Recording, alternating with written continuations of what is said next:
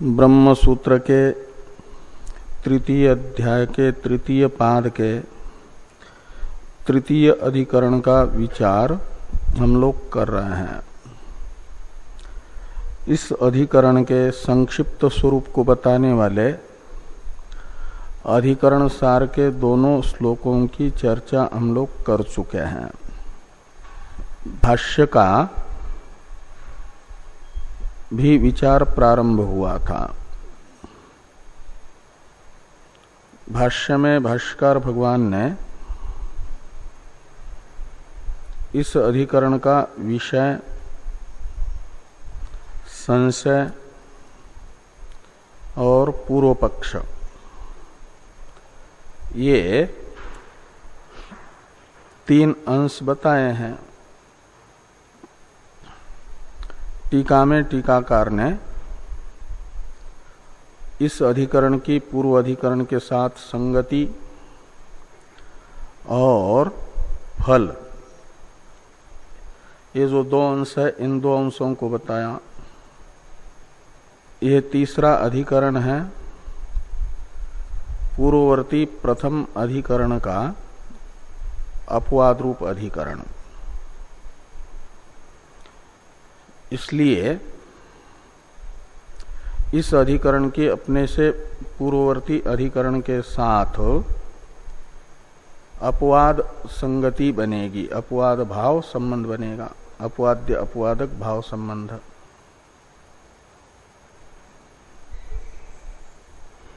और विषय इस अधिकरण का है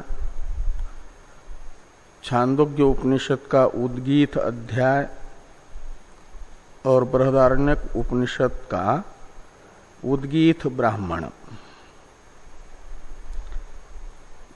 बृहदारण्यक उपनिषद का उद्गीत ब्राह्मण है प्रथम अध्याय का तृतीय ब्राह्मण। तो बृहदारण्यक उपनिषद के तृतीय ब्राह्मण में बताई गई उद्गीत विद्या और एक उद्गीत अध्याय जो छांदोग्य उपनिषद का है उसमें बताई गई उद्गीत विद्या, ये एक है या अलग अलग है, ऐसा संशय इस अधिकरण का है। तो इस प्रकार संशय होने पर पूर्व पक्ष है कि दोनों विद्याएं एक है। इनमें जैसे पूर्व अधिकरण में बताया गया अलग अलग शाखा होने पर भी यदि अल्प भेद है तो वह विद्या के भेद का साधक न होकर के, अभेद का विरोधी न होकर के अनेक साम्य को लेकर के अलग अलग शाखा की विद्याओं में भी एकत्व होगा। छांदोग्य की पंचाग्नि विद्या और बृहदारण्यक की पंचाग्नि विद्या एक होगी, ऐसा बताया है। वैश्वानर विद्या आदि भी एक होगी, अल्प भेद होने पर भी। ऐसे यहां पर भी पूर्व पक्षी कहते हैं कि उद्गीत विद्या ये नाम एक है और बहुत सा साम्य भी है दूसरा भी। बृहदारण्यक में भी प्राण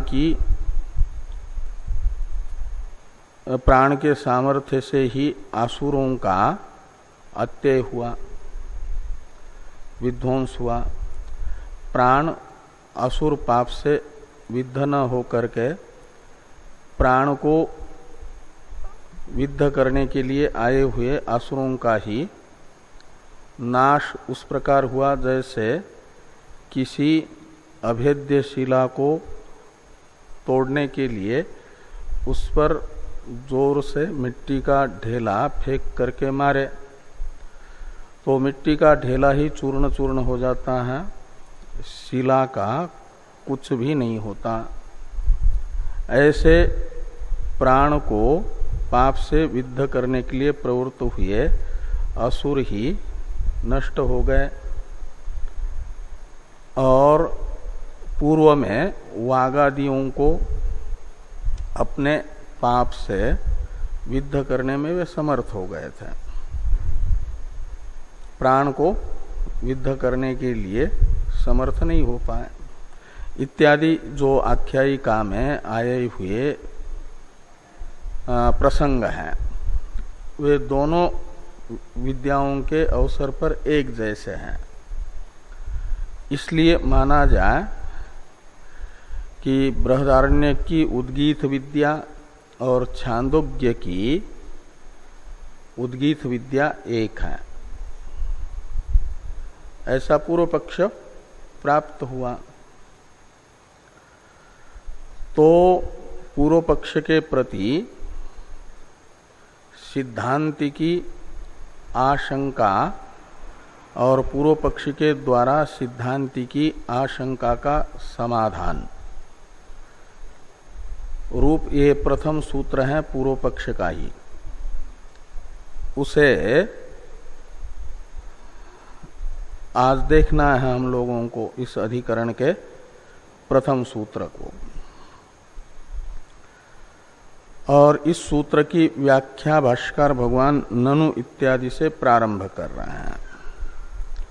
और ननु इत्यादि भाष्य की अवतरण टीका में टीकाकार ने कहा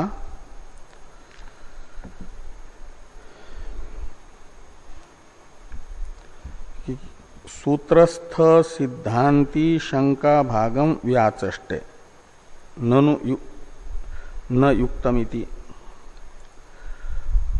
तो इस अधिकरण के प्रथम सूत्र में शंका तथा समाधान ऐसे दो अंश हैं। उसमें से सिद्धांति का पूर्व अंश है जो शंका अंश है सिद्धांति के प्रति, सिद्धांति का पूर्व पक्ष के प्रति शंका अंश है। उसकी व्याख्या प्रथम भाष्यकार भगवान ननु इत्यादि से करता है। तो हम लोग पहले सूत्र का उच्चारण कर लें, सूत्र का अर्थ देख लें, फिर सूत्रांश का व्याख्यान रूप जो भाष्य है उसकी भी चर्चा करेंगे। तो सूत्र का उच्चारण कर लिया जाए। अन्यथात्वं शब्दात् इति चेत ना विशेषात्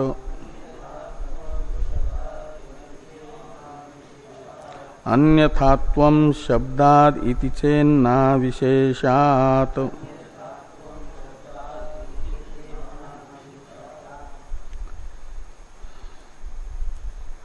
अन्यथात्वं यानी विद्ययोः पद का अध्यार कर लेना।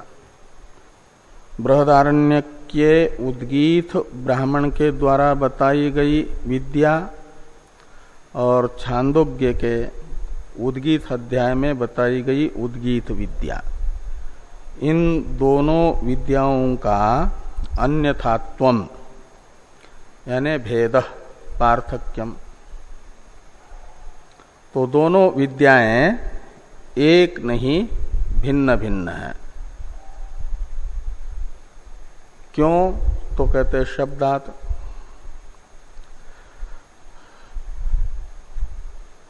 तो बृहदारण्यक का जो उद्गीत ब्राह्मण है उसका उपक्रम और छांदोग्य के उपक्रम में भिन्न भिन्न शब्द हैं। छांदोग्य का जो उद्गीत अध्याय है उसका उपक्रम है ओम इत्येतद अक्षरम उद्गीतम उपासित। इससे वहां ओंकार को उपास्य के रूप से उपक्रम में बताया गया है। और ओंकार का विशेषण है अक्षरम। ओम इति एतद अक्षरम, तो ओम ये जो अक्षर है इसकी उपासना करनी है। अक्षरम उपासित, तो कौन से अक्षर की? तो ओम इस अक्षर की। और ओम इस अक्षर का और एक विशेषण है उद्गीतम। और वहां उद्गीत शब्द, उद्गीत अवयव, जो उद्गीत रूप एक अवयव विशेष है। साम के कई एक अवयव होते हैं, उसमें उद्गीत नाम का एक अवयव होता है, उसे उद्गीत साम भक्ति कहा जाता है। और उस उद्गीत साम भक्ति का उद्गाता जब गान करता है तो उद्गान के प्रारंभ में बोला जाने वाला जो ओम, उसे कहा जाता है उद्गीत अवयव ओंकार।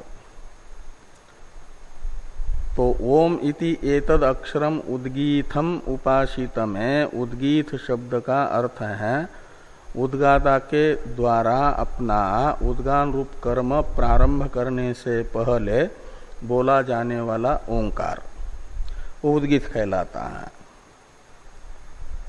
और उसे उपास्य के रूप में बताया गया।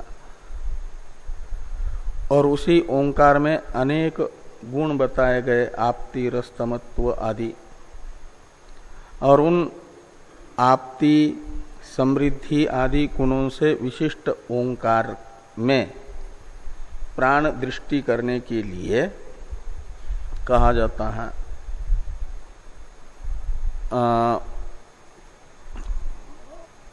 उद्गीतम प्राणम उपासित, ऐसा। तो प्राण, उद्गीत प्राण की दृष्टि करनी है का अर्थ है प्राण में, प्राण की दृष्टि उद्गीत में करनी है। और वहां उद्गीत है ओंकार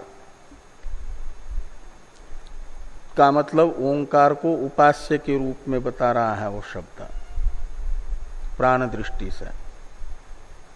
और वार्ष्णेयी ब्राह्मण में उपक्रम में वागादि की निंदा पूर्वक प्राण को उपास्य के रूप में बताया गया और प्राण है उद्गाता के रूप में बताया गया।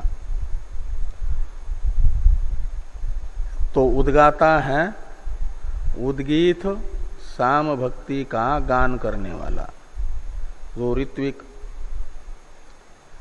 और उस ऋत्विक के रूप में उपदिष्ट जो प्राण, उसे उपास्य बताया गया है बृहदारण्यक में। और छांदोग्य में उद्गाता के द्वारा उद्गान के प्रारंभ में कहा जाने वाला ओंकार उपास्य के रूप में बताया गया है। तो उपास्य अलग अलग हो गया। एक जगह प्राण उपास्य है, दूसरे जगह ओंकार उपास्य है, उद्गीत। तो उपास्य ये उपासना का रूप हुआ करता है। तो रूप भेद हो जाए तो जैसे कर्म का रूप भिन्न भिन्न हो जाए तो कर्म को अलग माना जाता है।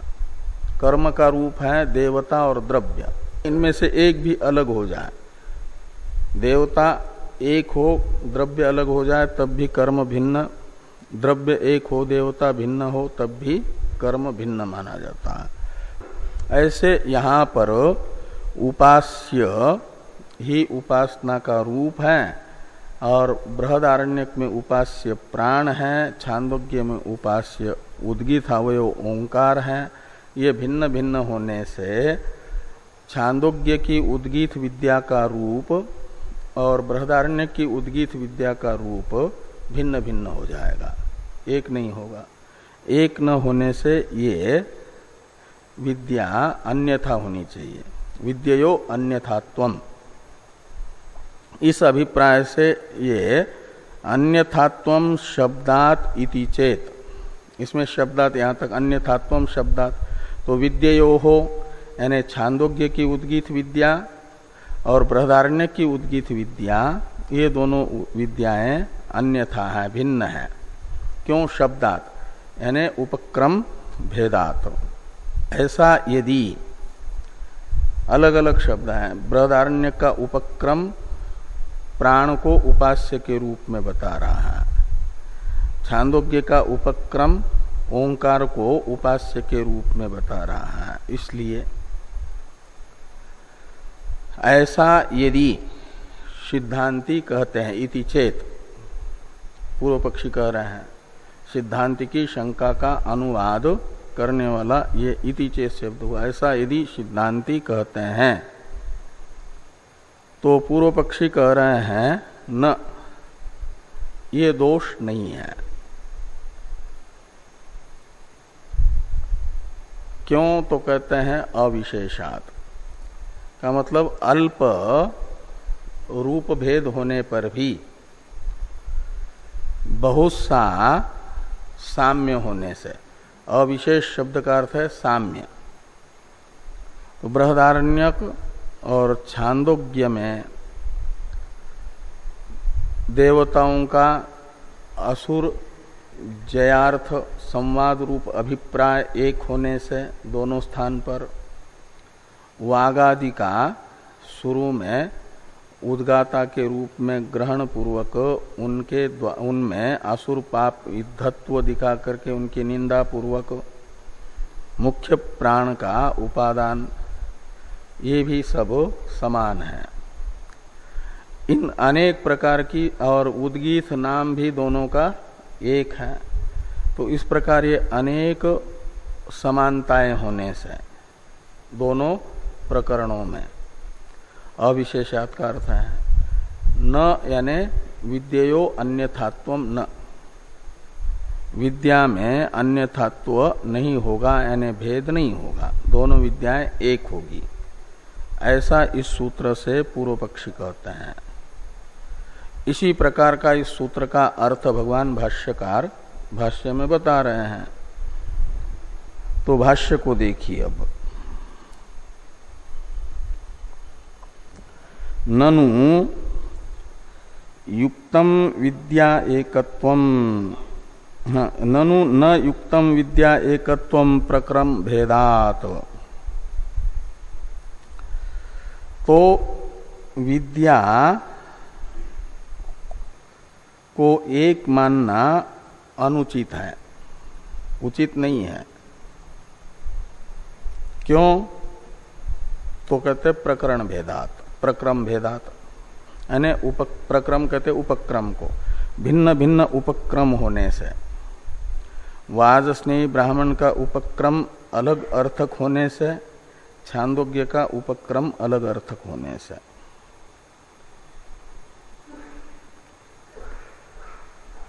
ये प्रक्रम भेदात, ये शब्दात का अर्थ कर दिया है, और इसी का स्पष्टीकरण किया जा रहा है अन्यथा ही इत्यादि से। तो सूत्रस्थ शब्दात शब्द का अर्थ है उपक्रमस्थ शब्द भिन्न भिन्न अर्थक होने से, ये अर्थ निकलेगा। इसी का स्पष्टीकरण है अन्यथा ही प्रक्रमन्ते वाजस्नेयिनो अन्यथा छंदोगा। वाजस्नेयिनः यानी वाजस्नेही शाखा वाले अन्य प्रकार से उपक्रम करते हैं, और छांदोग्य शाखा वाले अन्य प्रकार से उपक्रम करते हैं। त्वन्न उद्गाय इति, तो आप हमारे लिए उद्गान करिए, ऐसा बृहदारण्यक में उपक्रम है। वागादि अमुख्य प्राणों ने मुख्य प्राण से प्रार्थना की कि आप हम सबको आसुरों से बचाने के लिए अधिदैव भाव की प्राप्ति के लिए उद्गान करो। इति वाजस्नेन उद्गीतस्य कर्तृत्वेन प्राणम आमनन्ति। तो वागादि समस्त इंद्रियों ने मुख्य प्राण को उद्गाता बनने की प्रार्थना की, तो इस उपक्रम वाक्य में मुख्य प्राण का समस्त उद्गीत जो साम भक्ति है उसके कर्ता के रूप में प्रक्रम है, उपक्रम है। तो ये कहा कि वाजस्नेन उद्गीतस्य कर्तृत्वेन प्राणम आमनन्ति, उद्गाय ऐसा कर्तार्थ में लोट लकार है।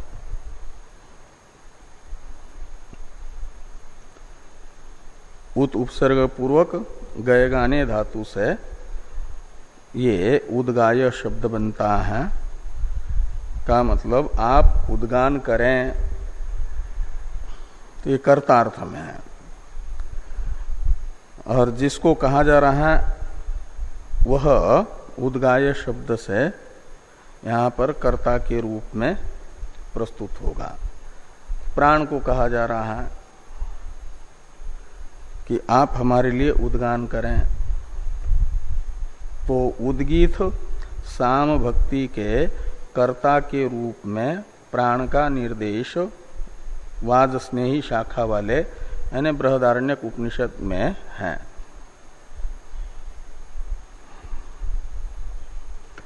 और छंदोगास्तु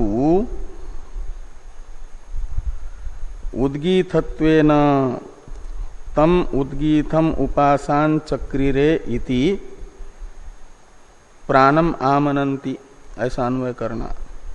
तो छंदोगा यानी छांदोग्य उपनिषद वाले क्या करते हैं छांदोग्य उपनिषद में, तो प्राण का उद्गीतत्वेन यानी उद्गीत अवयव ओंकारत्वेन, वहां उद्गीत शब्द का अर्थ ही उद्गीत अवयव ओंकार है। तम उद्गीतम उपासान चक्रीरे, इसमें तम का अर्थ है प्राणम, उद्गीतम का अर्थ है उद्गीत अवयव ओंकार। तो उद्गीत अवयव ओंकार की उपासान चक्रीरे का अर्थ है उपासना की, और तम का अर्थ है प्राण दृष्टि से। तो प्राण दृष्टि से उद्गीत अवयव ओंकार की उपासना की, यह अर्थ निकलेगा। तो यहां पर छांदोग्य उपनिषद में उद्गीतत्वेन का अर्थ है उद्गीत अवयव ओंकार के रूप में प्रस्तुत किया गया है। किसको? उपास्य को। का मतलब दोनों में उपास्य अलग अलग है। वहां उपास्य तो उद्गीत का कर्ता प्राण है बृहदारण्यक में, छांदोग्य में प्राण उपास्य नहीं अपितु उद्गीत अवयव ओंकार प्राण दृष्टि से उपास्य है। तो थोड़ी टीका है, टीका को देखिए। तो संपूर्ण उद्गीत कर्मकर्ता प्राणो वाजीनाम उपास्य। तो वाजी कहते हैं बृहदारण्यक यानी वासनेयी शाखा वाले, उनकी उपनिषद है बृहदारण्यक उपनिषद। उसमें संपूर्ण उद्गीत अवयव का कर्ता जो ओंकार, उसको कहा गया उपास्य, उद्गान का कर्ता। और किससे? तो कहते उद्गाय इति कर्तृशब्दात। वहां उसमें ओंकार प्राण में कर्तृत्व, समस्त उद्गीत गान का कर्तृत्व बताने वाला प्रत्यय होने से, लोट प्रत्यय है वहां पर। और छंदोगानांतु उद्गीत अवयव ओंकार प्राण दृष्टिया उपास्य। तो उद्गीत साम भक्ति का अवयव जो ओंकार वह छांदोग्य उपनिषद में उपास्य है प्राण की दृष्टि से। उपास्य अलग अलग हुआ।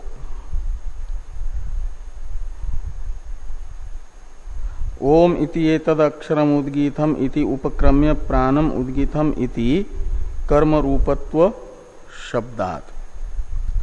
तो वहां प्राणम उद्गीतम, प्राण का कर्मत्वेन रूपेण, द्वितीया है न, कर्म को बताने के लिए निर्देश है, इसलिए।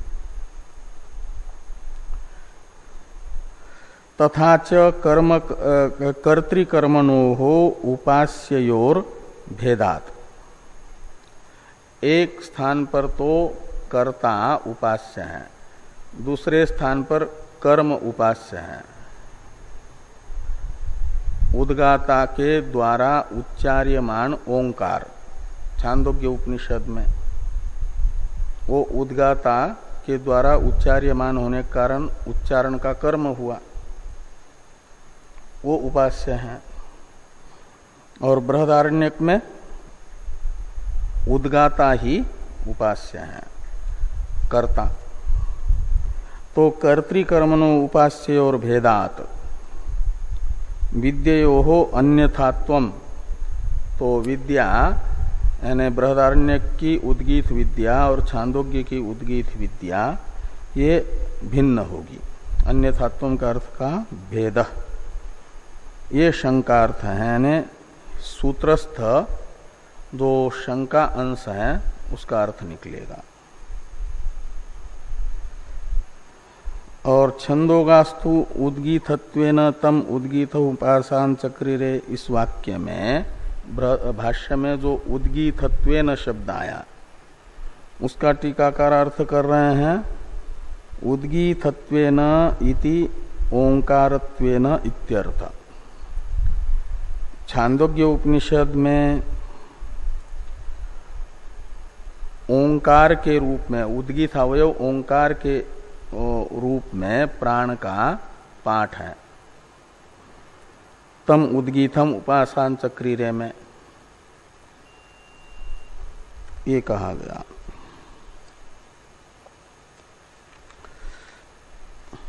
तो इस प्रकार ये अन्यथात्वम शब्दात इति चेत, इतना जो शंकांश है उसका अर्थ हो गया।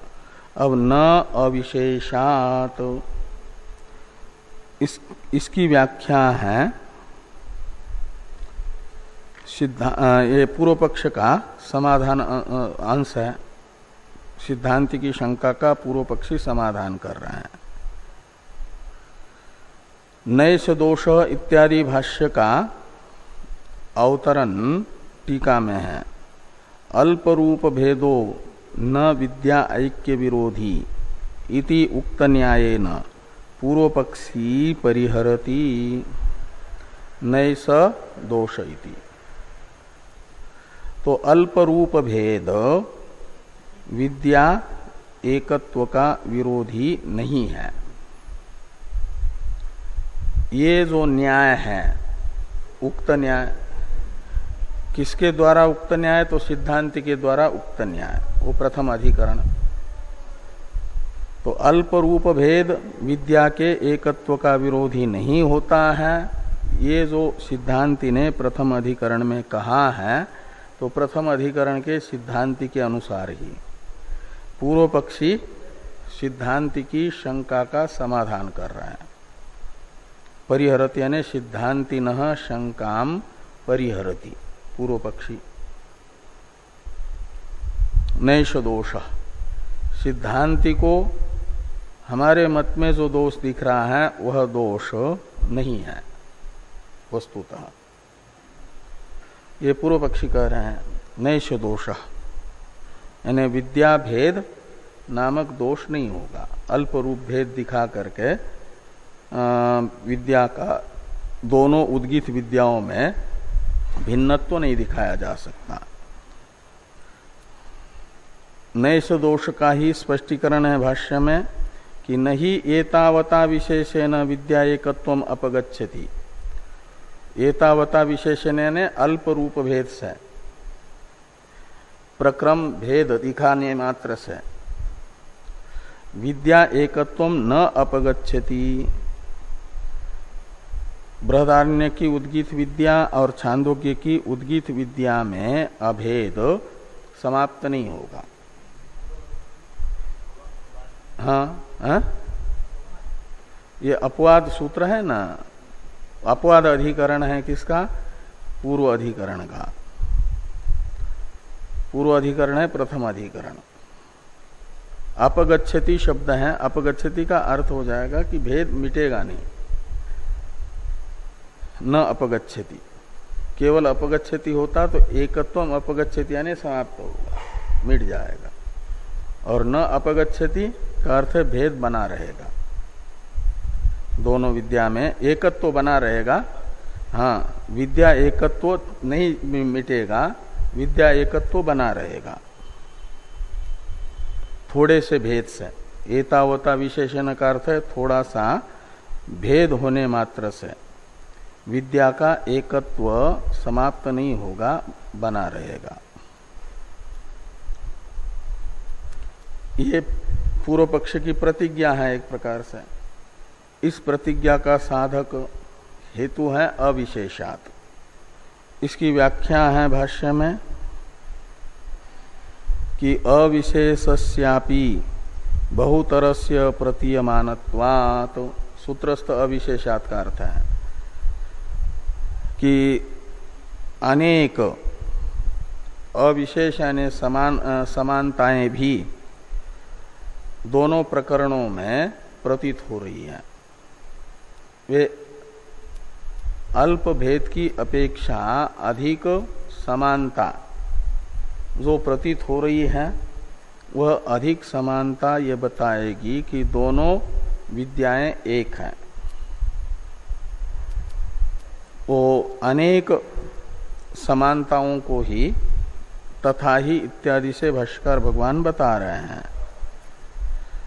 तथा ही देवासुर संग्रामोपक्रमत्वम असुर अत्ययाभिप्राय उद्गीतोपन्यासो वागादि संकीर्तनम तन्निंदया मुख्य प्राण व्यपाश्रय तद वीर्याच्च आसुर विध्वंसनम अस्मलोष्ट निदर्शनेन इत्येवं बहवो अर्था उभयत्रापि अविशिष्टा प्रतीयन्ते। इत्यादि बहुत सी समानताएं छांदोग्य और बृहदारण्यक में देखी जा रही है।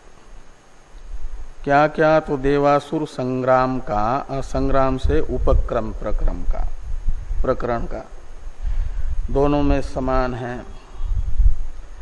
असुर अत्य अभिप्राय, तो असुर अत्य अभिप्राय शब्द का अर्थ टीकाकार करते हैं असुर जयार्थम संवाद, प्राणों का आपस में असुरों पर विजय पाने के लिए जो संवाद है वो है असुर अत्य अभिप्राय, वो भी दोनों में समान है। और उद्गीत उपन्यास, ये भी बृहदारण्यक में भी उद्गीत शब्द आया तो छांदोग्य में भी ही है। वागादि संकीर्तन वहां भी है, यहाँ भी है। तन निंदया यानी वागादियों की निंदा पूर्वक मुख्य प्राण व्यपाश्रय बृहदारण्यक और छांदोग्य में समान है। तद वीर्याच्च, इसमें तत्शब्द का अर्थ है मुख्य प्राण, तो मुख्य प्राण के सामर्थ्य से आसुर विध्वंसनम असुरों का नाश। और असुरों का नाश कैसे हुआ मुख्य प्राण के सामर्थ्य से, इसे समझाने के लिए जो दृष्टांत बताया गया वो दृष्टांत भी एक जैसा है दोनों स्थान पर। वो है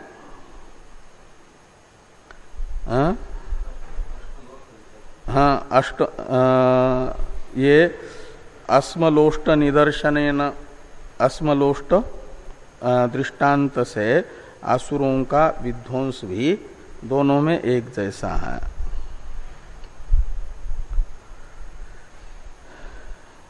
तो ये अस्मलोष्ट निदर्शन को टीकाकार स्पष्ट करते हैं।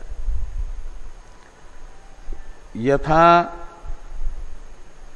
अस्मानं प्राप्य लोष्टो विध्वंसते तथा प्राणम हंतुम आगता असुरा तस्य वीर्येण स्वयं एव ध्वस्ता इति श्रुतम उभयत्र इत्यर्थ। तो जैसे शिला का भेदन करने के लिए शिला पर फेंका गया लोष्ट यानी मिट्टी का ढेला नष्ट होता है, स्वयं ही चूर्ण चूर्ण होता है, ऐसे प्राण को नष्ट करने के लिए आए हुए असुर प्राण के सामर्थ्य से स्वयं ही उस मिट्टी के ढेले के तरह नष्ट हो गए। ये अस्मलोष्ट दृष्टांत से दोनों स्थान पर समान है। असुर पाप से प्राण का अविद्धत्व,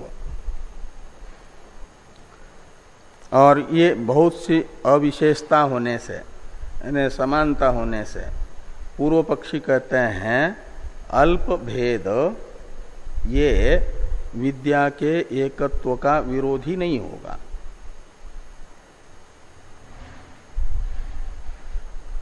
अब भाष्य में जो ये वाक्य हैं वाज स्नेह के पीच उद्गीत सामानाधिकरण्यम प्राणस्य श्रुतम, इसकी अवतरण टीका है।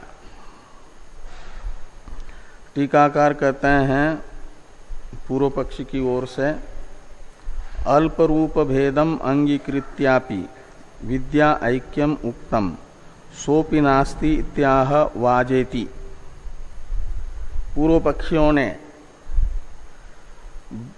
बृहदारण्य की उद्गीत विद्या और छांदोग्य की उद्गीत विद्या में अल्प भेद जो सिद्धांतियों ने बताया था उसे स्वीकार करके भी विद्या का एकत्व बताया, अभी तक न अविशेषात इत्यादि से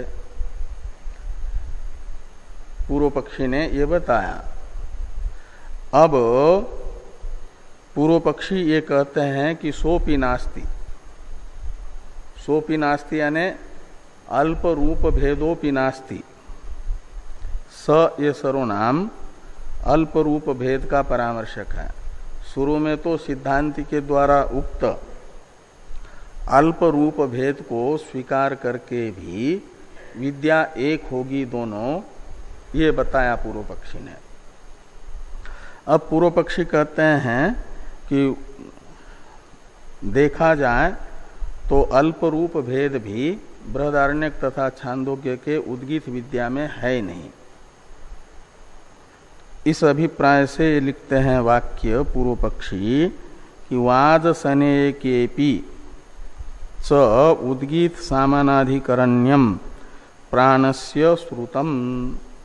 तो जैसे तम उद्गीतम उपासान चक्रीरे, ये बृहद छांदोग्य में है, पहले बताया था ना छांदोग्य में तम उद्गीतम उपासान चक्रीरे, इधर वाले पृष्ठ में अंतिम पंक्ति में छांदोग्य का वाक्य है।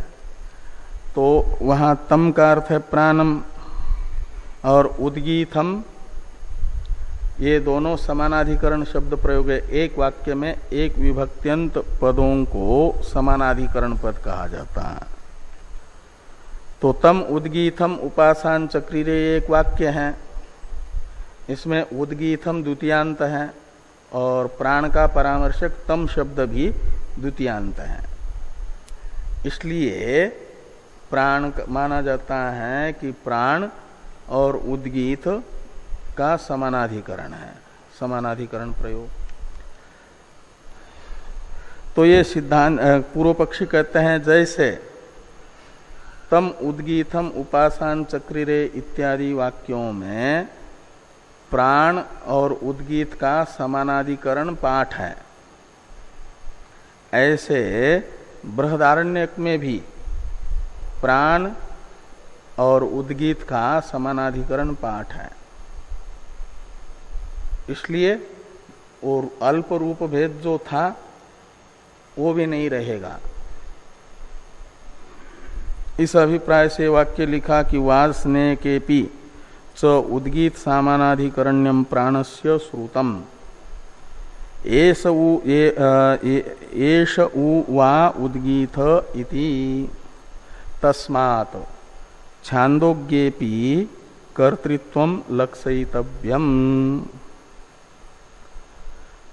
तो एष उ वा उद्गीत, ये बृहदारण्यक उपनिषद का वाक्य है और इसमें आया हुआ जो एष ये सर्वनाम है प्रकृत अर्थ का परामर्शक है। प्रकृत है प्राण और वही उद्गीत है। तो एष और उद्गीत ये दोनों प्रथमांत पद हैं। एक वाक्य में दो पद एक विभक्त्यंत है तो उनको आपस में एक दूसरे का समानाधिकरण कहा जाता है। और एष शब्द का अर्थ है प्राण, तो प्राण का यहाँ उद्गीत के समानाधिकरण के रूप में निर्देश है। जैसे वहां तम उद्गीतम उपासान चक्रीरे में है, इसलिए वह अल्प रूप भेद भी नहीं है। ये पूर्व पक्षी का अभिप्राय है। तस्मात् छांदोग्येपि कर्तृत्वम लक्षयितव्यम। तो छांदोग्य में प्राण और उद्गीत का समानाधिकरण है और बृहदारण्यक में भी प्राण और उद्गीत का समानाधिकरण है, इसलिए कोई रूप भेद नहीं है। इसलिए क्या करना चाहिए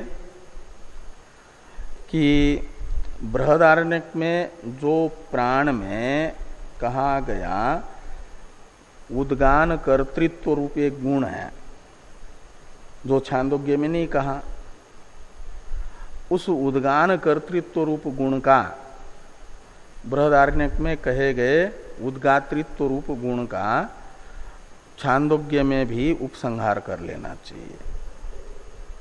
विद्या एक हो जाएगी। तो जैसे पंचाग्नि विद्या एक होने से उपसंहार बताया, ऐसे यहाँ पर भी उद्गीत विद्या बृहदारण्यक की और छांदोग्य की एक हो जाएगी।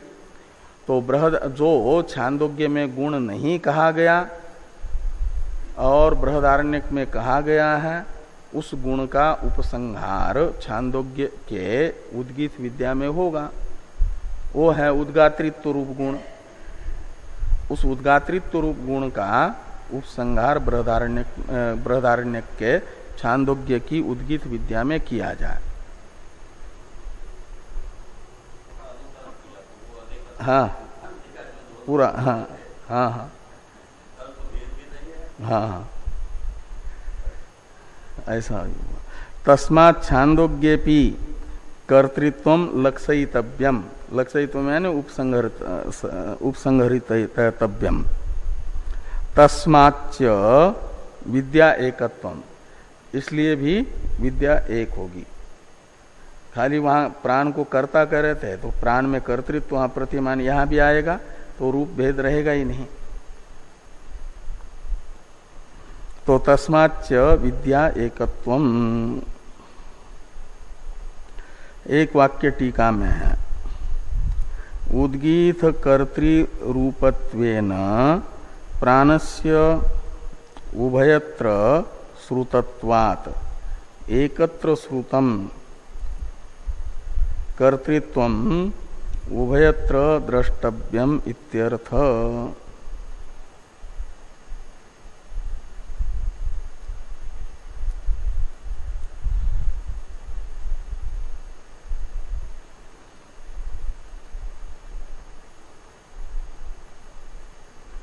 तो ये सब जगह यही पाठ है, उद्गीत कर्तृत्व रूपत्वेन। तो यहाँ उद्गीत रूपत्वेन प्राणस्य उभयत्र श्रुतत्वात्, ये बीच में कर्तृ शब्द न होता तो उचित होता।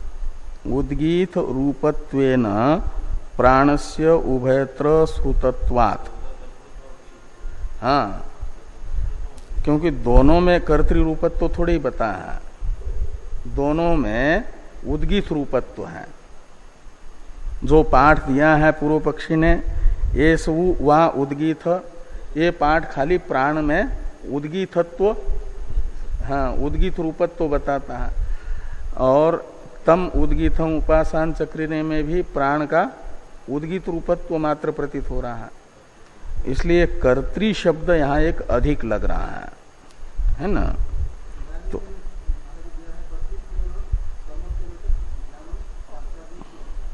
हाँ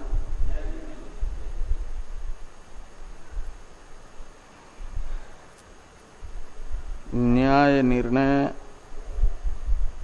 में प्राणस्य उद्गीतत्वम अत्रापि श्रुतम चेत कथम उपास्ति तत्राह तस्मात्। और तथापि न तत्र विद्याभेद तथा उभयोः अपि स्यात्। ये यहाँ भी न्याय निर्णय से यही सिद्ध होता है। उद्गीतत्वेन श्रुते है, उद्गीतत्वेन श्रुते उभयत्र अविशेषात् एकत्र कर्तृत्वं तद इतरत्रापि लक्ष्यम तथा च प्राणस्य कर्तृत्वेन कर्मत्वेन च ध्यानम शास्त्रात् इत्यर्थ। तो ये कहते हैं ये इसलिए वहां पर तो इस न्याय निर्णय का अन्वेषण करने से भी कर्तृ रूपत्वेन ज्यादा है वो, उद्गीत रूपत्वेन। यहां पर भी लिखा हुआ है ना कि उद्गीतत्वेन श्रुते, हाँ उभयत्र अविशेषात्, हाँ इतना तो वही हेतु यहाँ पर लिख रहे हैं। जो वहां लिखा हुआ न्याय निर्णय में हेतु है ना उद्गीतत्वेन श्रुते उभयत्र अविशेषात्, तो इसलिए क्या होगा कि यहाँ कर्तृ शब्द एक अधिक पाठ हो गया। तो उद्गीत रूपत्वेन प्राणस्य उभयत्र श्रुतत्वात् ऐसा होना चाहिए। तो उद्गीत रूपत्वेन प्राणस्य उभयत्र श्रुतत्वात् ये हेतु रहेगा। तो छांदोग्य तथा बृहदारण्यक दोनों में भी प्राण का उद्गीतत्वेन रूपेण श्रवण होने से, पाठ होने से, एकत्र श्रुतम कर्तृत्वम, एकत्र यानी वाज सने के श्रुतम कर्तृत्वम, अन्यत्र यानी उभयत्र यानी बृहदारण्यक में तो रहेगा ही, छांदोग्य में भी उपसंहार होगा उसका, द्रष्टव्यम, क्योंकि दोनों में उपास्य एक है।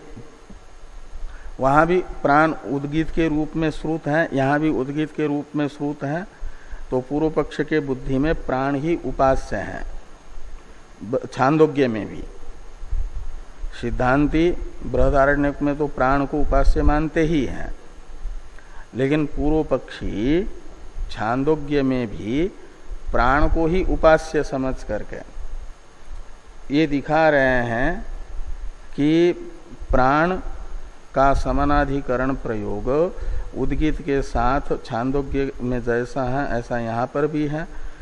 इसलिए मात्र छांदोग्य में कर्तृत्व नहीं कहा है, प्राण में उद्गान कर्तृत्व, वो बृहदारण्यक में कहा है, तो बृहदारण्यक वाला इसमें ले लो, उद्गान कर्तृत्व।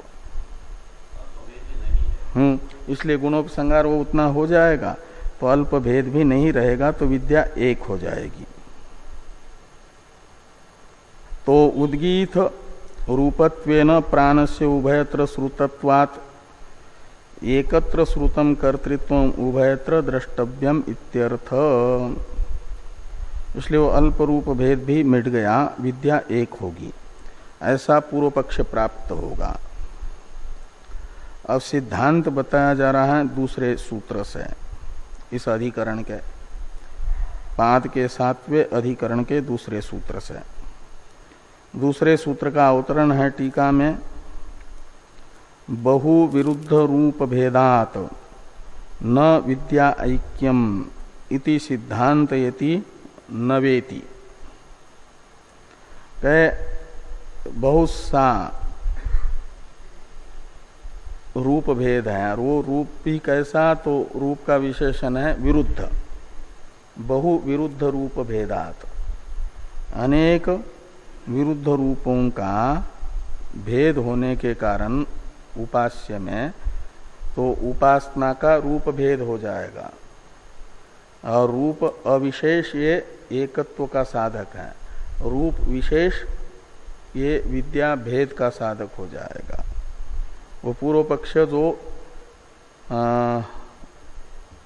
है सर्वशाखांतर अधिकरण का, शाखांतर अधिकरण जो एक है पूर्व मीमांसा का, उसमें आया हुआ जो पूर्व पक्ष है उसने बताया हुआ एक 9 हेतुओं में एक हेतु है रूप भेद, बहु विरुद्ध रूप भेद। ये हेतु होने से विद्या भिन्न ही रहेगी, एक नहीं होगी, ये सिद्धांत है। तो बहु विरुद्ध रूप भेदात न विद्या ऐक्यम, बृहदारण्यक की उद्गीत विद्या और छांदोग्य की उद्गीत विद्या एक नहीं होगी, भिन्न भिन्न होगी। इत्याकारक जो इस अधिकरण का सिद्धांत है, इस सिद्धांत को नवा इत्यादि से भगवान वेद व्यास जी बताते हैं। इस पर चर्चा हम लोग कल करते हैं।